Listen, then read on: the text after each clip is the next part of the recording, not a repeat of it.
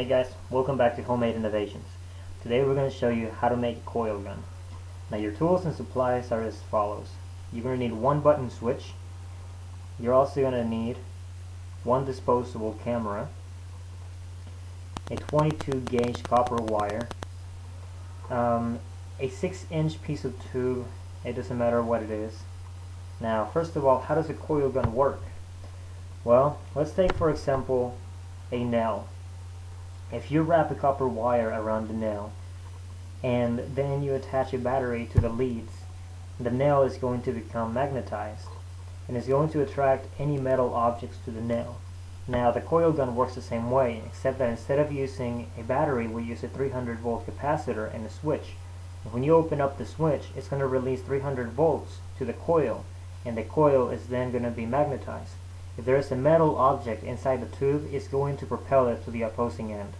Now, how do you do this? We're going to take the disposable camera and we're going to take off the battery. This is to prevent you from getting shocked whenever you open up the actual shell.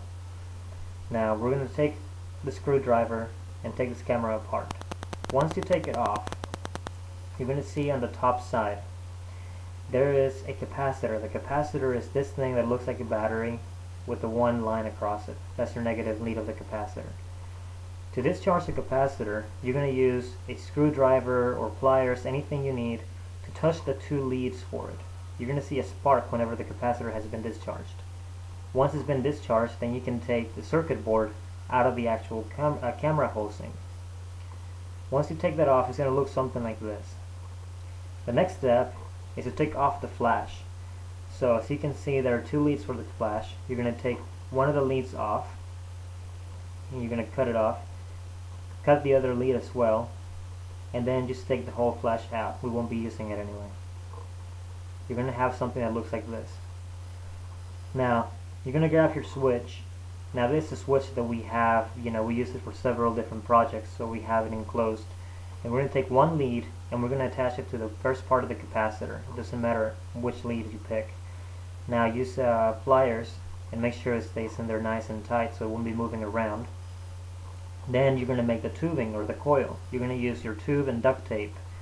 You're going to start duct taping on one side like this, and you have to wrap it up to about ½ an inch thick. Now we're only going to show you how to do the first wrap, but you get the point. Now it's going to look like this on one side, except that it's going to be about ½ an inch thick, and you're going to do the exact same thing to the opposing end. You're going to leave about an inch gap in the middle. So once you wrap the other one, you're going to grab your coil and you're going to start wrapping the coil down the center of that 1 inch gap. Now when you're done, you're going to be looking at something like this. We went ahead and we cut the ends of it so it can be about 6 inches tall, 4, depending on how long you want it. And we're going to take one end of the coil and attach it to the capacitor, and the other end is going to be attached to your circuit. Then we're going to take the battery and we're going to put the battery back in the circuit board.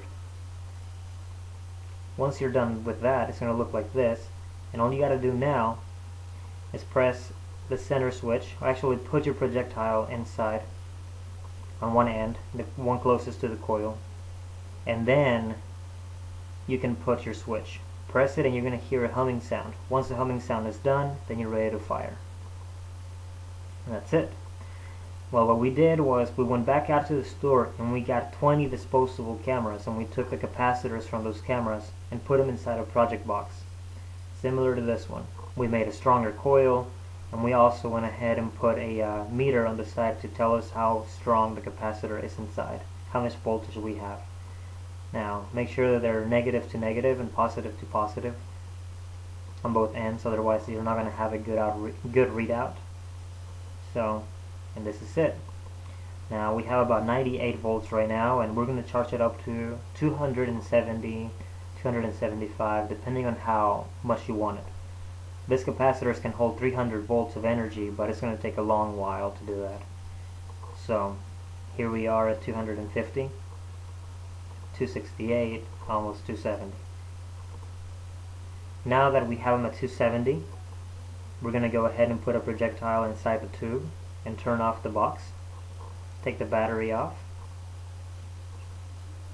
we're going to use a screw, a black one, so you can see when it comes out of the actual gun or the barrel. And that's it. That's how it's going to look, and it's all ready to go and ready to fire. We put a metal plate in the back, and then we put a piece of paper in the front so you can see the projectile. So you can see, that's all you have to do. Here's in slow motion.